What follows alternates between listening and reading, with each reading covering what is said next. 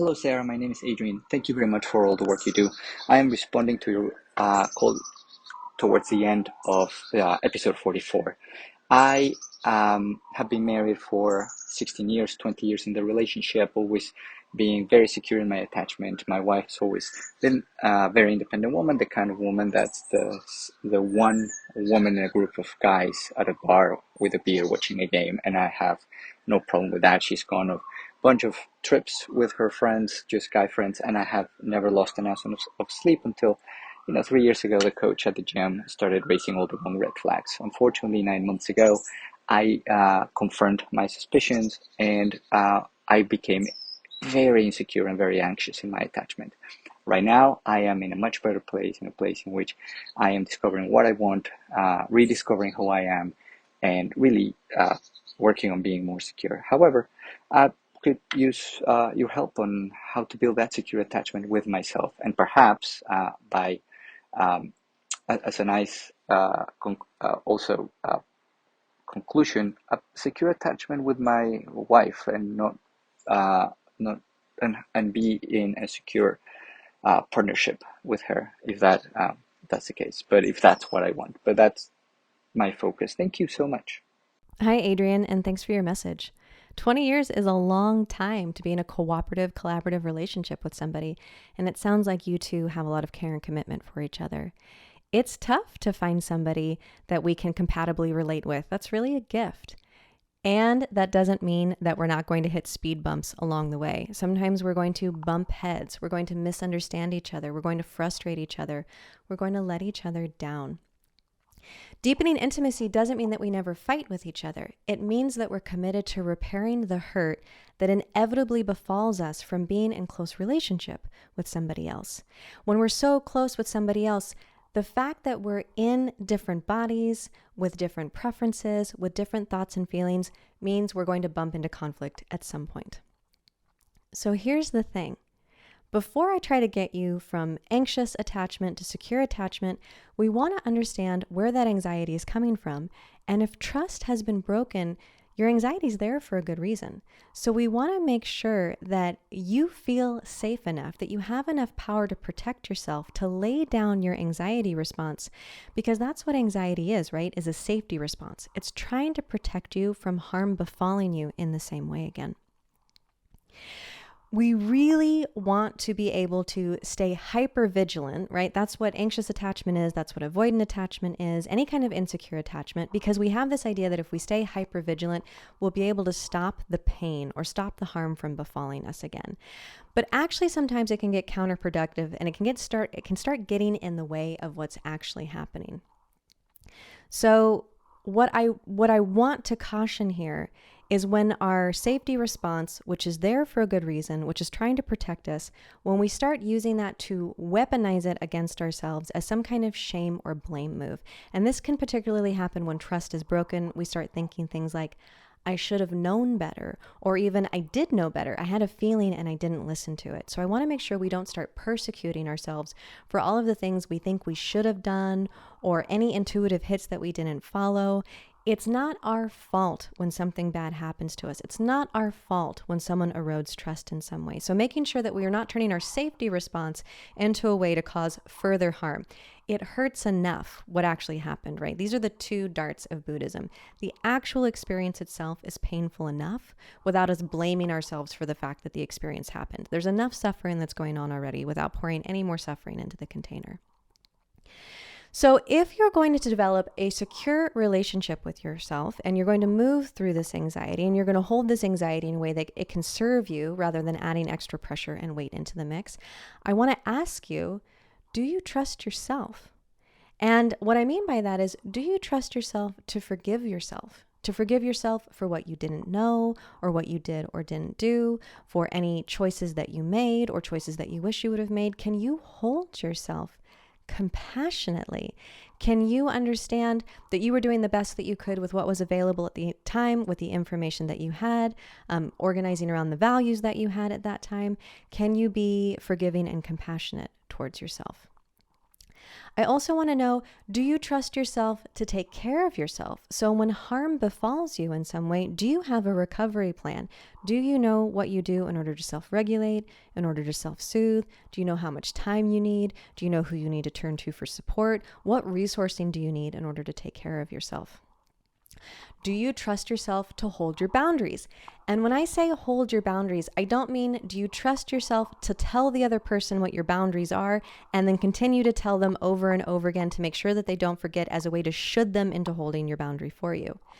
What I mean when I say do you trust yourself to hold your boundary is if that person demonstrates that they can't, they're unwilling or unable for some reason to hold your minimum standard for the relationship, are you willing to move your body away?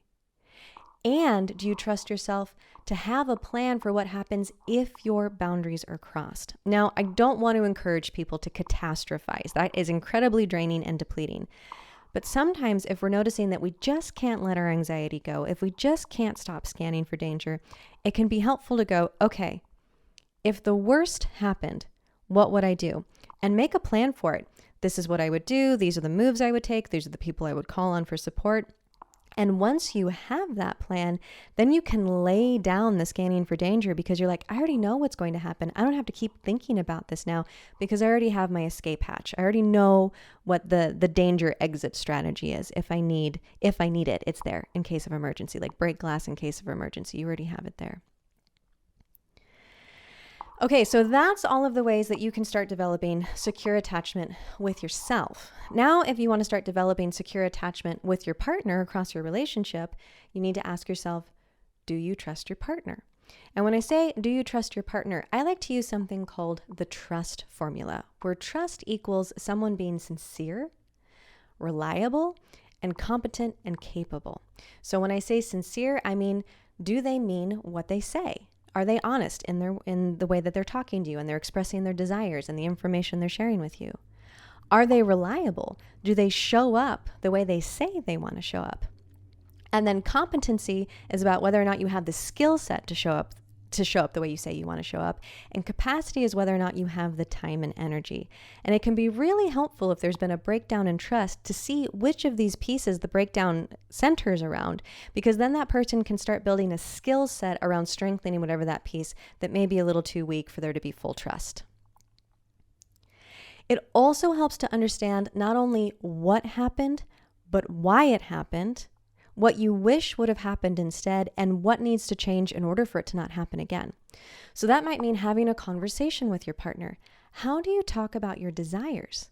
How do you talk about your differences? What's your communication style? When do you bring things up with each other? Like, are you high conflict desire where you're like, as soon as there's something that's bothering me, I'm going to talk to you about it? Are you low conflict desire where you kind of sweep it under the rug and wait until it's bubbling?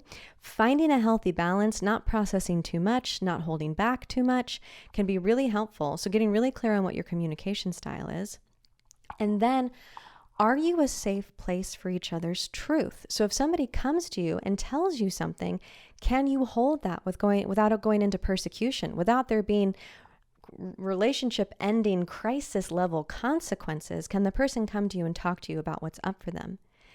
And can you hear about what each other wants and needs without, again, going into persecution or going into catastrophizing? If somebody tells you what they want or what they need or what they're longing for or what's missing in the relationship in some way, do you immediately start taking that as an ultimatum or a demand that you need to start organizing around at the expense of yourself?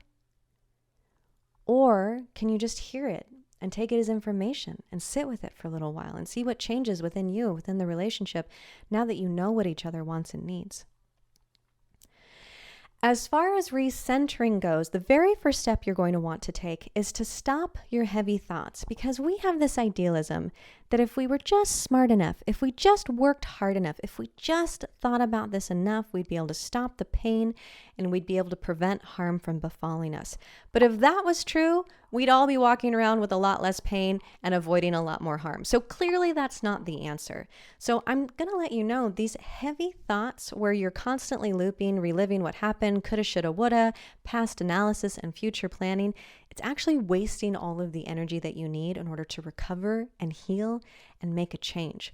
So stopping those heavy thoughts is going to be incredibly helpful.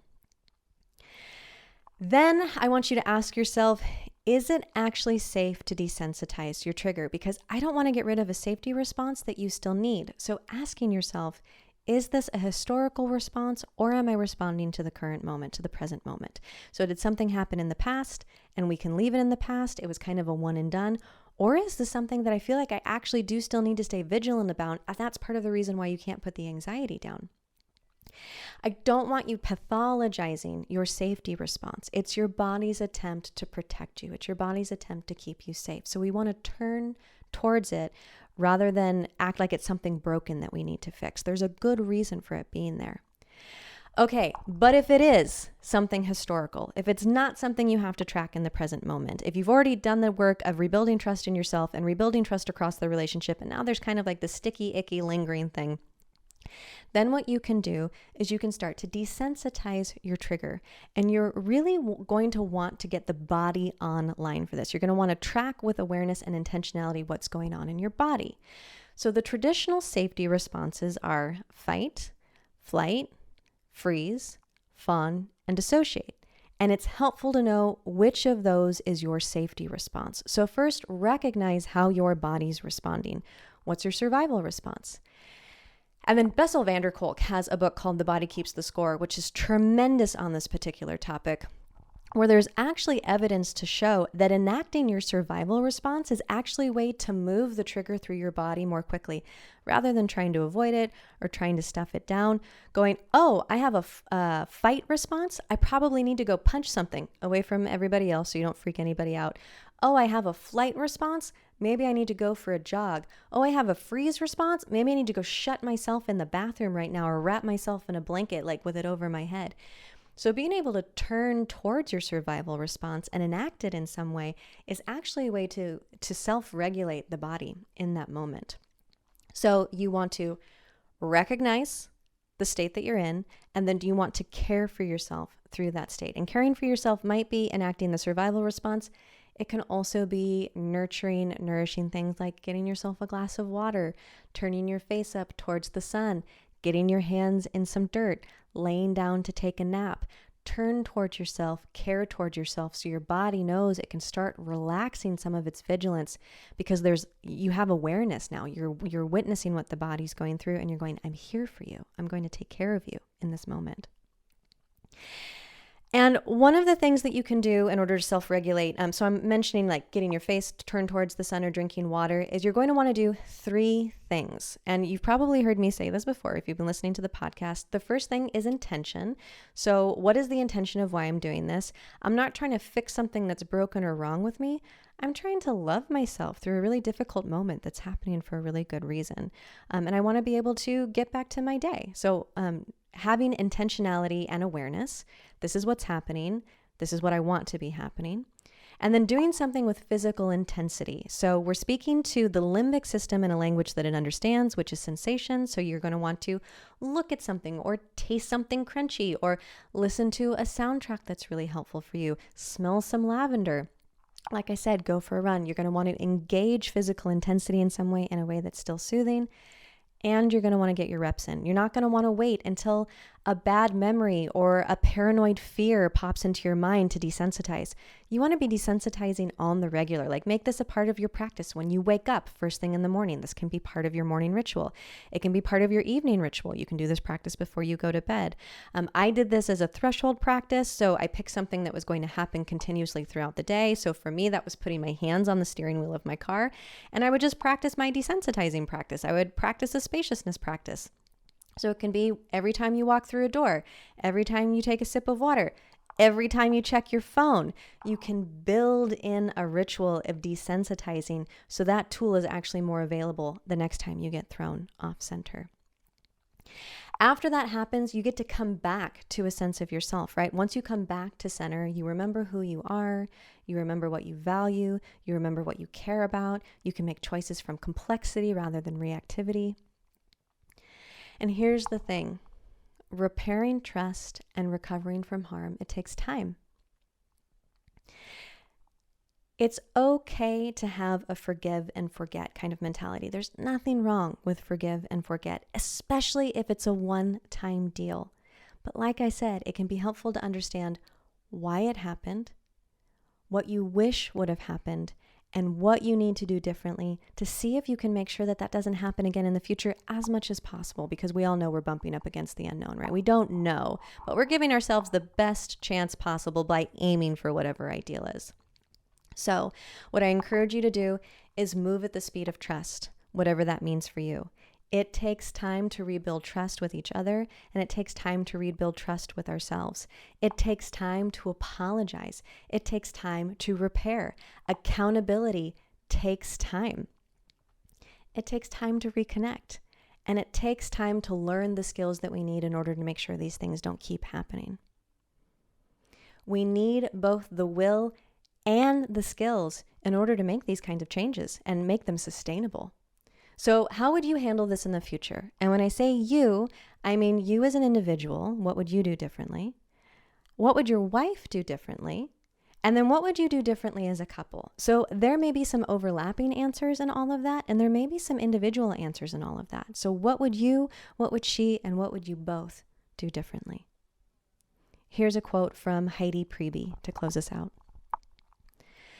To love someone long-term is to attend 1,000 funerals of the people they used to be, the people they're too exhausted to be any longer, the people they don't recognize inside themselves anymore, the people they grew out of, the people they never ended up growing into. We so badly want the people we love to get their spark back when it burns out, to become speedily found when they are lost. But it is not our job to hold anyone accountable to the people they used to be.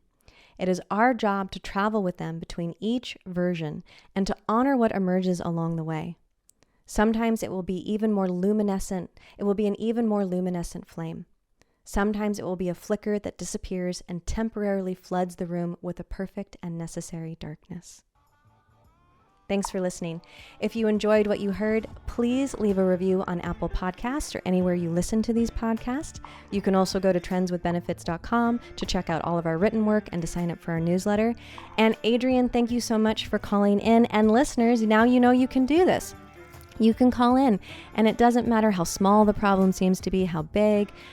If you have a curiosity, if you just want my feedback on something, get some freebie coaching on this, you can send a voice memo to podcast@mudwtr.com, and I'd be happy to give you support on this podcast.